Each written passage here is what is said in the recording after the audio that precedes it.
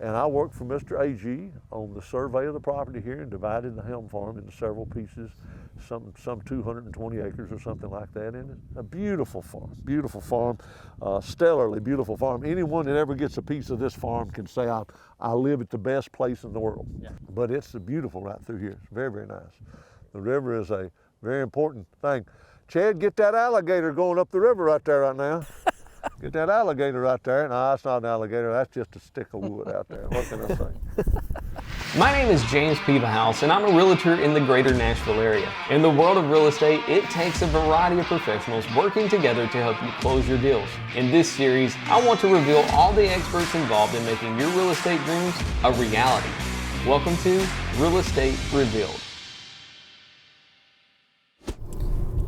Hey, welcome back to another episode of Real Estate Revealed. Today we're going to be going to a farm out in Lebanon, Tennessee.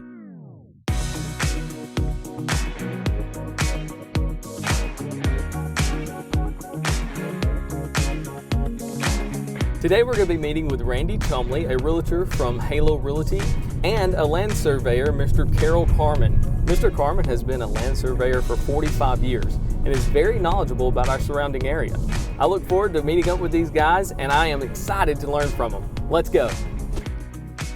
Hey, I'm James. I'm Carroll Carman. Mr. Carroll, really good to meet you. Randy, I'm James. We're going to get in the side-by-side here and just ride around the land. Are you guys ready to go? We're ready to go. All right, let's get in there. Very good. Nice cold morning. Do you have permission to drive on this farm? I didn't tell Wayne everything. It's not like we're recording it, right? Oh, this is a beautiful farm.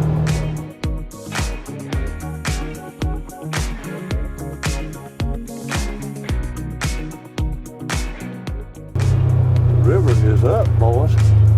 Yeah, it is. The weather forecast says we're going to get 6 inches. Mr. Carman, one thing I always like to ask is, what do you like so much about land surveying?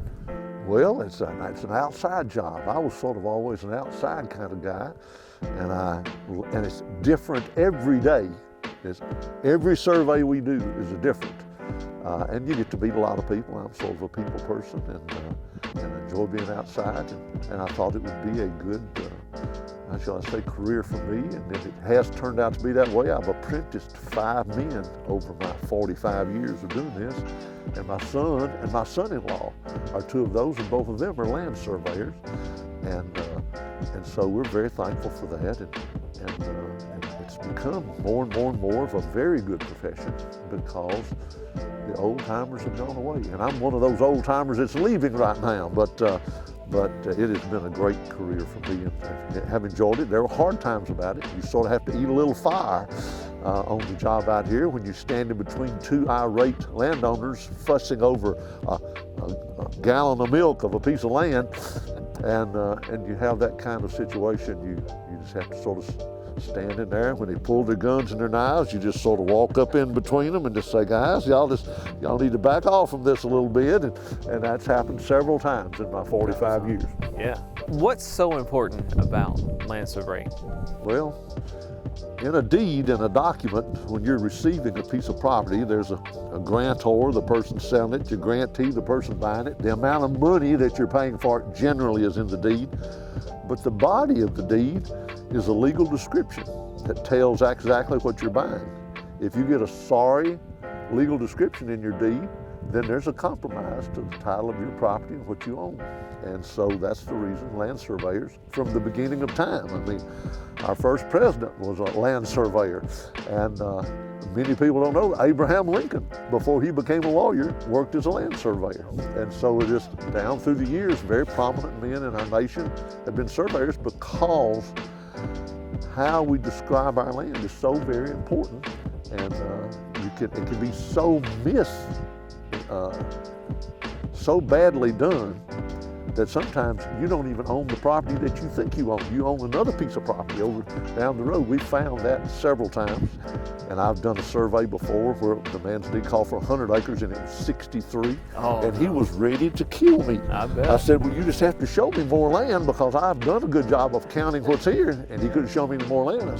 He said, well, it's been 100 acres all these years. I said, no, it never was 100 acres. It's always been 63. You just didn't know it. You just didn't know. And then there have been times I recently surveyed 120 that was 132. So so it goes the other way too. Yeah. So there's the positives and the negatives. We are on this beautiful farm. Yes. I think it's 157 acres is what We this have is all in all. 134 left. It was originally 134 182. Oh wow, yeah, They're my clients own.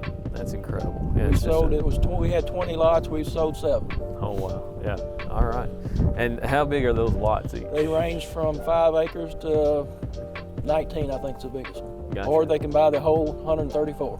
Yeah, and so obviously having a survey done to get all of that sold is very important. I had them out here last week to finish off tracks 14 and 14A. Gotcha. So closing on that one this week. Perfect. All right, well, let's jump back into side by side. I want to just go around and check out this property. I know it's got a barn on it. There's some other places that I want to go and look at, and then we're going to just keep talking. Is that all right with you? Be fine. All fine. Right, let's go. Very glad to.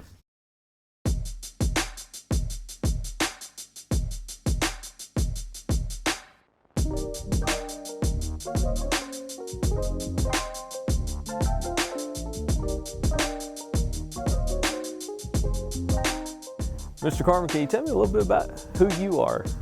Well, I was born and raised here in Trousdale County. I'm a 52 model, so that tells you that I'll be 70 my birthday this year, and I have abundantly enjoyed my life here in Trousdale County. We live as kings in the midst of the land here. It's been a great run.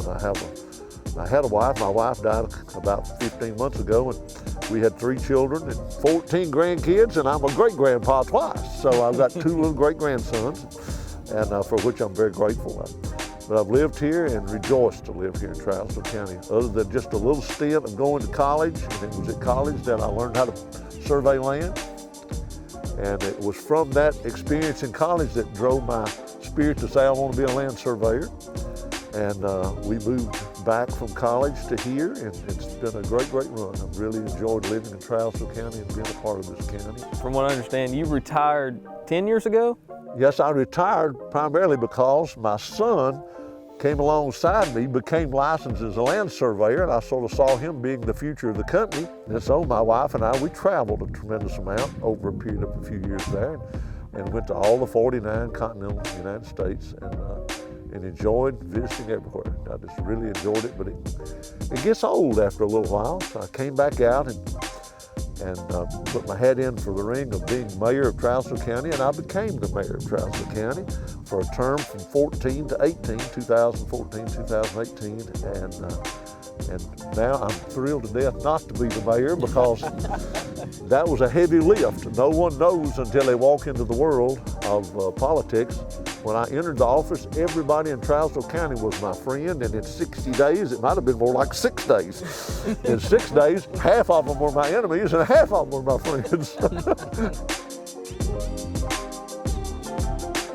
Why don't we head over? I think there's a barn around here. You know where the barn's at? I think we can find it. All right, let's get in here and see if we can find the barn. I want to go check that out. Very good, very good.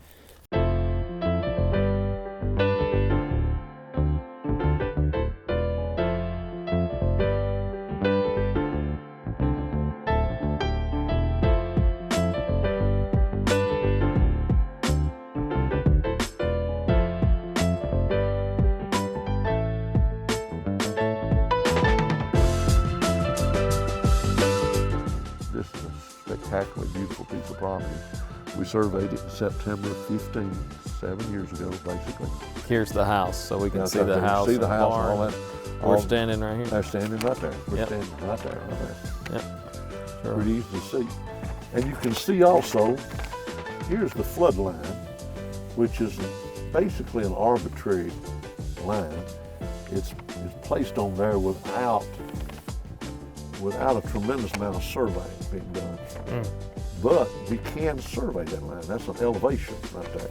Gotcha. And we come out here and we establish an elevation, generally with global positioning. We can set up in just a minute or two. We can tell you exactly the elevation at that point. Well, then I can take that elevation and locate that line. Oh, wow. Perfectly. I mean, we can just put a line of stakes out across the field out there, just wherever that line goes, and that's where the flood line is. You stay above that line, you build your house. You stay below that line, you pay flood insurance. There you go.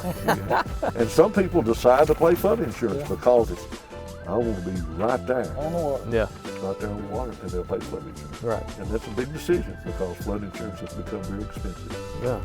Well, we've talked about all of this on here. Let's run over. There's one more spot on the river that's just beautiful. I want to go over and look at it, and we'll just keep talking over there. How's that sound? Sounds like a plan. Perfect. That'll be good. That'll be good.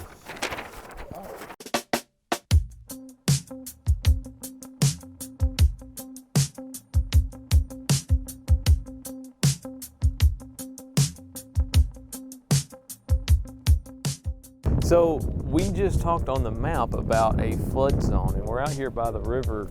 What exactly is a flood zone? What does that look like? Well, a flood zone is the interpretation of TVA, you could say, but it's more FEMA, Federal Emergency Management Administration.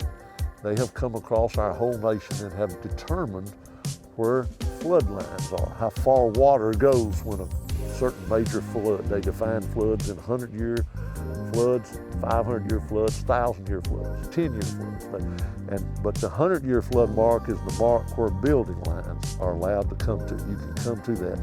When you cross that 100-year flood line, if you borrow money on your home, your mortgage company will require you to get flood insurance at that time. Now, if you don't borrow money on it, you can take the risk yourself.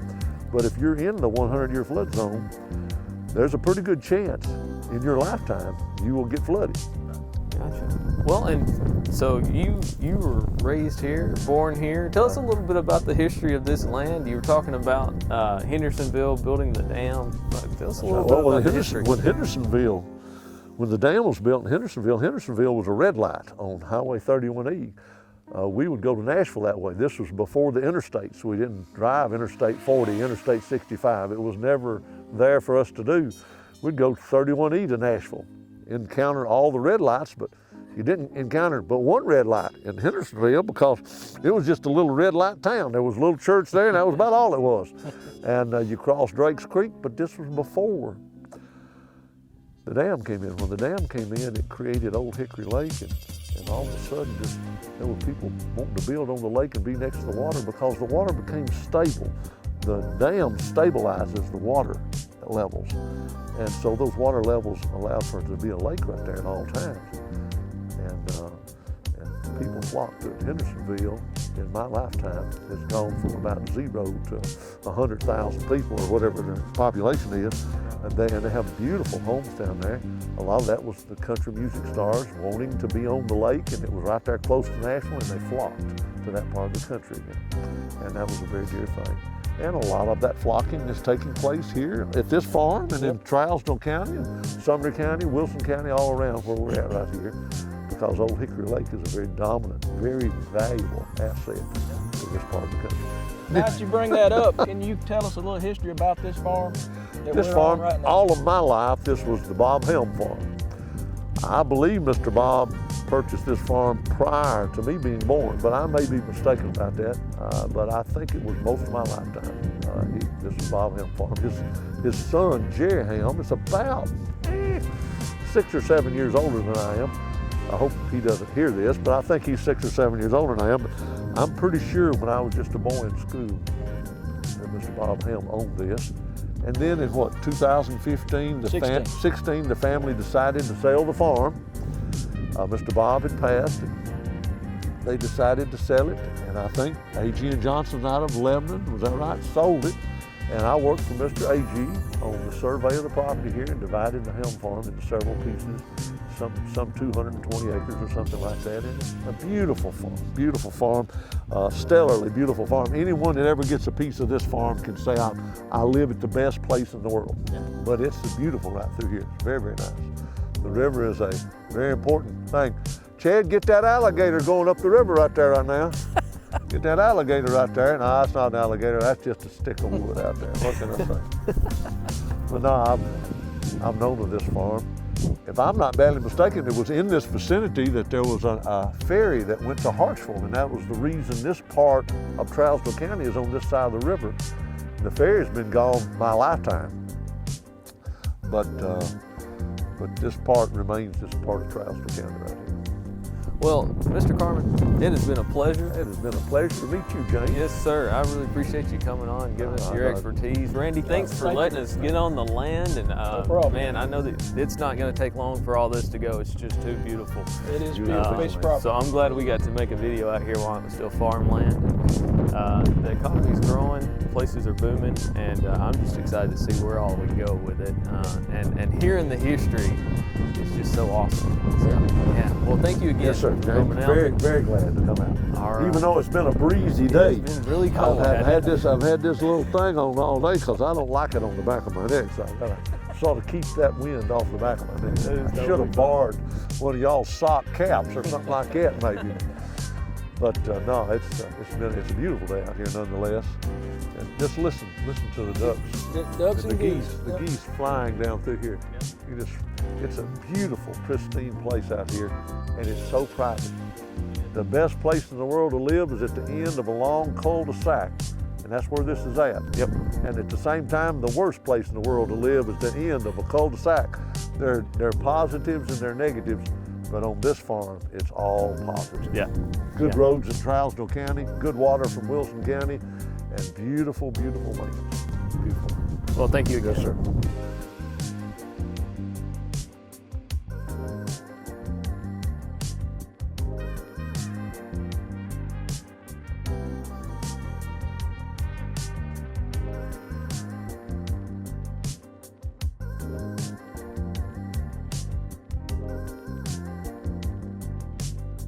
Thank you for watching this episode of Real Estate Revealed. Be sure to like and subscribe and click the link to watch our previous episodes. We'll see you next time.